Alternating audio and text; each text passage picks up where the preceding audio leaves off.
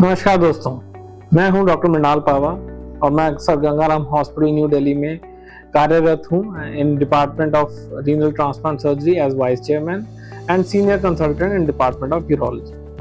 दोस्तों, आज हम बात करेंगे एक कॉमन प्रॉब्लम के बारे में जिसका नाम है इनफर्टिलिटी या फिर बांझपन। आपने काफी कुछ सुना होगा इस बारे में, तो मैं बात करूंगा जिसके अंदर जो मेल कंपोनेंट है, यानी कि जो मर्द है, जो आदमी है, वो अगर उसके कारण ये प्रॉब्लम अराइज हो रही हो, अगर ये प्रॉब्लम किसी दंपति में अगर गर्भ धारण नहीं कर पा रहे कोई दंपति और उसमें अगर मेल फैक्टर पाया जाता है, तो हम आगे कौन कौन सी कंडीशंस हैं जो देख सकते हैं जिनके कारण ये प्रॉब्लम आ सकती है। तो देखिए, सबसे पहले इनफर्टिलिटी यानी कि बांझपन, उसके अंदर अगर मेल फैक्टर होता है तो जो मेल के जो शुक्राणु होते हैं वो काफी कम हो जाते हैं। तो या तो वो बिल्कुल खत्म हो जाते हैं या काफी कम हो जाते हैं। बिल्कुल खत्म हो जाते हैं उसे एजोस्पर्मिया कहते हैं और कम होने को ओलिगोस्पर्मिया कहते हैं।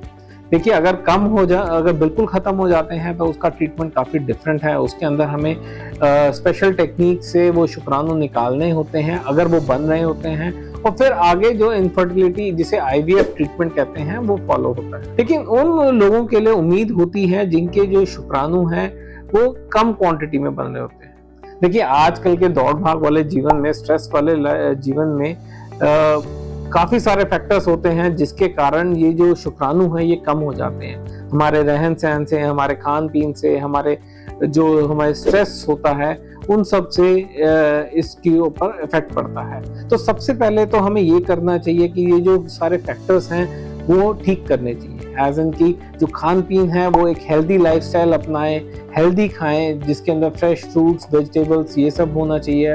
एक एक्सरसाइज का रूटीन होना चाहिए ताकि बॉडी जो है वो फिट रहे। हमारा जीवन शैली है उसके अंदर हमें स्ट्रेस फ्री रहना चाहिए। स्मोकिंग यानी कि धूम्रपान वगैरह अवॉइड करना चाहिए। अल्कोहल का सेवन यानी कि मदिरा वगैरह, इस सब का सेवन हमें अवॉइड करना चाहिए। तो ये कुछ चीजें हैं जिससे हम जो इनफर्टिलिटी जिसके अंदर हमारे शुक्राणु कम हो रहे होते हैं, हम उसको थोड़ा कंट्रोल कर सकते हैं। बाकी आप अपने डॉक्टर के कंसल्ट कर सकते हैं, यूरोलॉजिस्ट से मिल सकते हैं। वो आपको कुछ सप्लीमेंट्स और कुछ एंटीऑक्सीडेंट्स लिख सकते हैं जिससे जो शुक्राणु हैं उनकी क्वांटिटी थोड़ी बढ़ सकती है। अगर आपका हार्मोनल टेस्ट वीक है, अगर हार्मोन्स की कमी है तो वो हार्मोन्स बढ़ाए जा सकते हैं। दूसरा, अगर कोई और कॉज है जैसे कि नसों का फूलना, जैसे कि वेरिकोसील, उसको हटाया जा सकता है उस सर्जरी के द्वारा।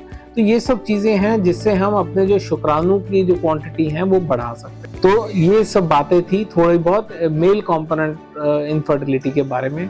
अगर आपको इस बारे में और ज्यादा जानकारी चाहिए तो आप हमसे नीचे दिए गए नंबर से संपर्क कर सकते हैं और हमसे कंसल्ट कर सकते हैं। Thank you.